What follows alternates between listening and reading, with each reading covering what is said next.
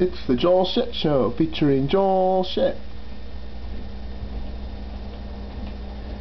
Hi and welcome to the Joel Shit Show. I'm your host, Joel Shit. So yesterday, my friend Nishia, at 3 weeks of being in town, she's now going back home to Colorado, where her cats and her stupid dog miss her.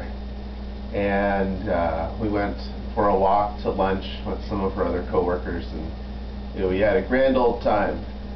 One of the people that went with us was the person who got the job that I applied for last fall when I decided I wanted to try to become a business analyst. And I had a very productive 75-minute interview with the person who would eventually become my supervisor if I had received the job.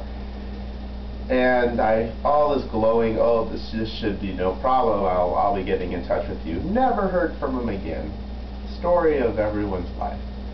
And this other person that got hired actually was someone he was going to hire anyway before I came along. And as much as I impressed him, the impression that I'm getting is I just couldn't dissuade him. Now, there are other angles I could take as well, but I really don't know for sure that they're as true. So this other person gets hired, and because I'm friends with that department, which is how I found out about the position to begin with, I've kind of got to see her in action. And I have to admit she probably works pretty hard, but I think they made the wrong choice.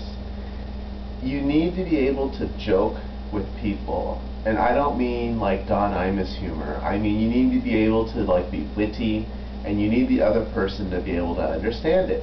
The little thing that connects in the corpus callosum up here, that detects sarcasm or whatever, you need that working, or else it's just, you have to be serious all the time with this person, and you think, boy, that other person must be so miserable because they never get any kind of wit. But you have to realize that ignorance is bliss. They don't know what they're missing, so good for them. And so we were all walking to lunch, and I made the comment about how Nishia was going to hell in a handbasket, and she thought I meant a restaurant because we were going to a complex with like 4 or 5 different restaurants. I was like, no, it's an expression which means things are going badly, and I kind of trailed off because I never had to explain what going to hell in a handbasket meant. I realized I really